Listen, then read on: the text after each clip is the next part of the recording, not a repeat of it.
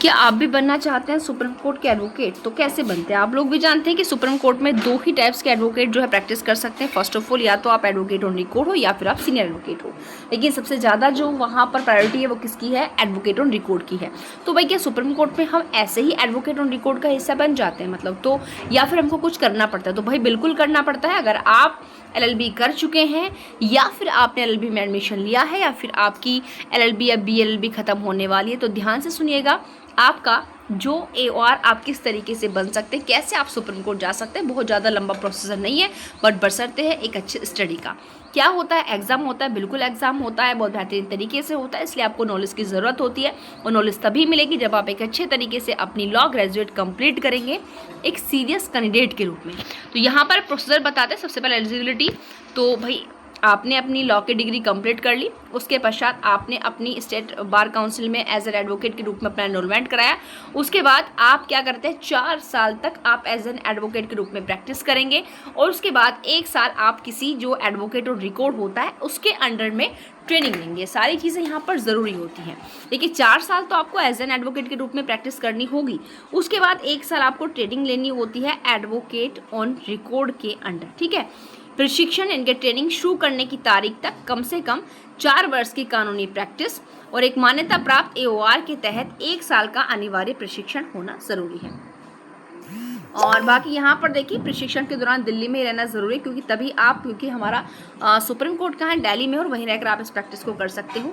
तो ये हो गया आपका एलिजिबिलिटी क्राइटेरिया, बहुत ज़्यादा नहीं है, नॉर्मल है। उसके बाद बात क्या आती है? इसलिए बहुत से बच्चे क्या करते हैं? एलएलबी कंप्लीट कर लेते हैं, 1-2 साल घुमा देते हैं, अपना रजिस्ट्रेशन नहीं कराते। तो ये गलती अब आने वाले समय में आप लोग ना करें, क्योंकि अब तो आपका जुडिशरी में भी 3 साल की प्रैक्टिस मैंडेटरी हो गई है। 24 अप्रैल उसमें लगा हुआ है। देखते हैं फाइनली क्या होगा। बट यहाँ पर जो भी स्टेटमेंट निकल करके आ रहे हैं उनसे लग नहीं रहा कि यहाँ पर जो है प्रैक्टिस को किसी भी तरीके से खत्म किया जाएगा।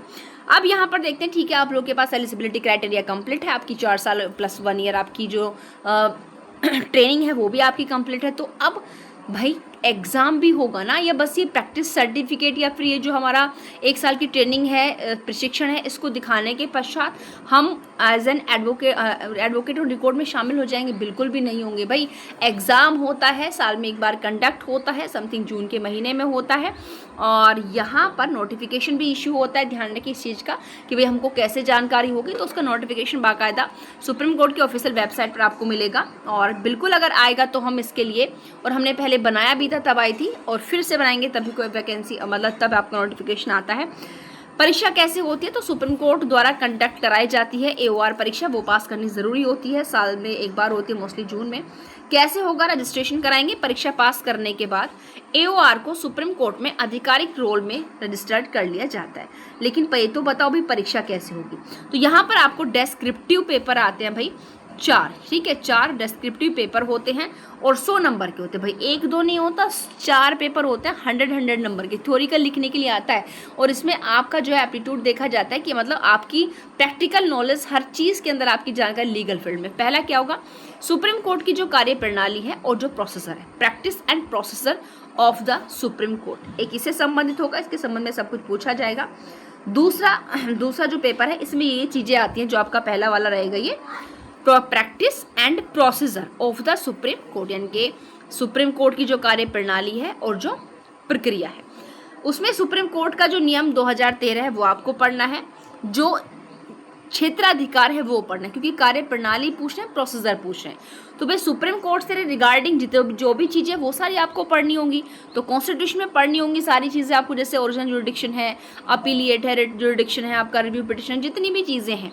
दूसरा जो सुप्रीम कोर्ट नियम 2013 है, उसके बाद यहाँ पर जो आपका स्पेशल पिटिशन है, रिव्यू है, क्यूरेटिव पिटिशन है, यानी कि इन सारी चीज़ों की आपको डीपली जानकारी होनी ज़रूरी है।